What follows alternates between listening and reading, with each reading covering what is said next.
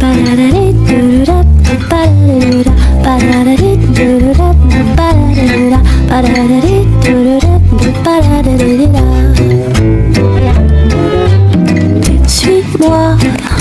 là où je sais sourire, suis-moi.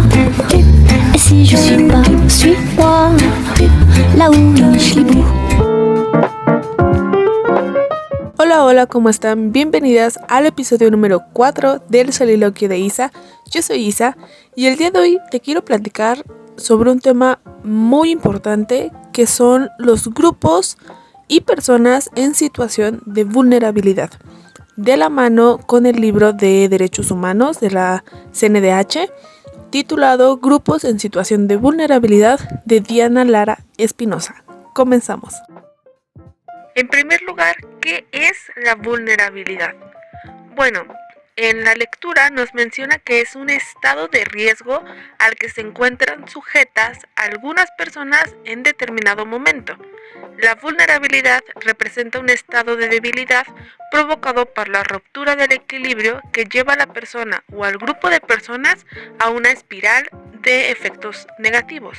Un punto muy importante que hay que aclarar es que no se les dice grupos y personas vulnerables, porque no es que las personas en sí mismos sean vulnerables, sino que se encuentran en una situación de vulnerabilidad, es decir, que pueden llegar a tener algún riesgo o están en condiciones de desigualdad de oportunidades, por ejemplo. Entonces, lo correcto es llamarlos grupos y personas en situación de vulnerabilidad, o como lo mencionan en la lectura, que ni las personas ni los grupos son en sí vulnerables, sino que pueden estar sujetos a condiciones de vulnerabilidad y son esas condiciones las que los sitúan en desigualdad de oportunidades frente a los demás y limita o impiden el pleno ejercicio de sus derechos. Así que por supuesto que agregar una sola palabrita puede cambiar completamente la definición y cómo nos dirigimos a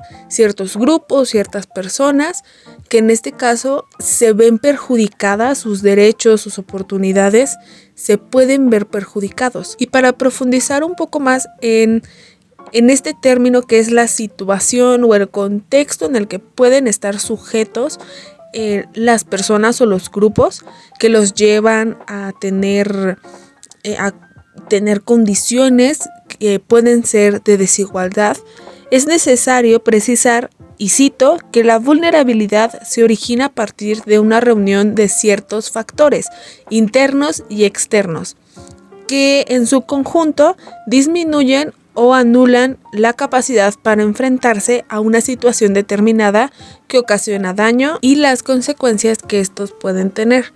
Al momento de referirnos, por un lado, a los factores internos, son características propias de las personas, es decir, la edad, el género, el estado de salud, o la presencia de algún tipo de discapacidad. Y cuando nos referimos a factores externos, estamos hablando del contexto social en el que se encuentra esta persona o grupos. Por ejemplo, la falta de empleo, la situación económica o la falta de políticas públicas. Y ahora me gustaría mencionar algunos grupos o personas en situación de vulnerabilidad, en donde enfrentan una amenaza o un peligro y tienen poca o nula capacidad de protegerse. Quiero señalar que, como ya mencioné anteriormente, no es que estas personas o estos grupos sean débiles.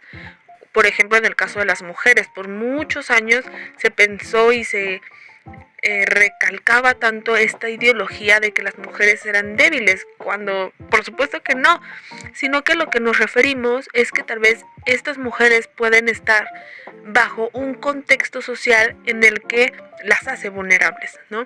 Que pueden llegar a enfrentar peligros o amenazas.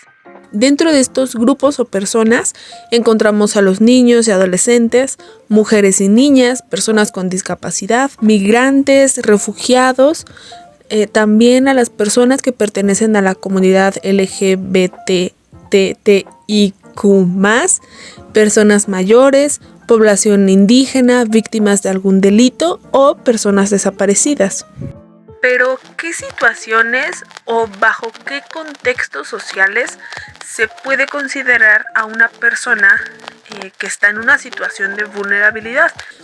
Ejemplo de estos escenarios tenemos los terremotos, las sequías, las inundaciones o incluso las enfermedades, la contaminación, la hambruna, la pérdida de empleo, accidentes o las personas que hayan sufrido violencia en el ámbito familiar y por último el embarazo. Y por otro lado, al momento de hablar de vulnerabilidad, también es necesario hablar de otro término que es la discriminación, en donde en la lectura se mencionan dos tipos de definiciones por las cuales nos podemos dirigir a la discriminación. Uno es la primera se refiere a la igualdad ante la ley y la segunda es la igualdad, que es el principio de no discriminación.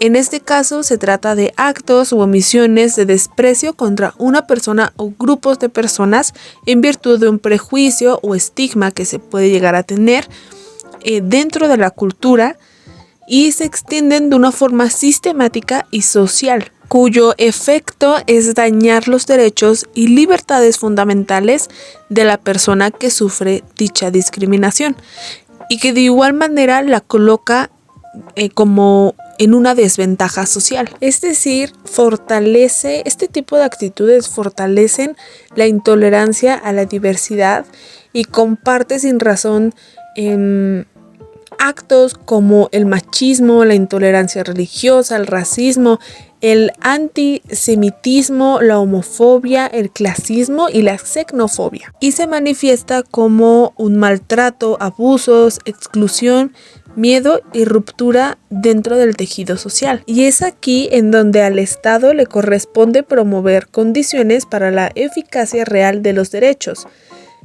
a la libertad y a la igualdad.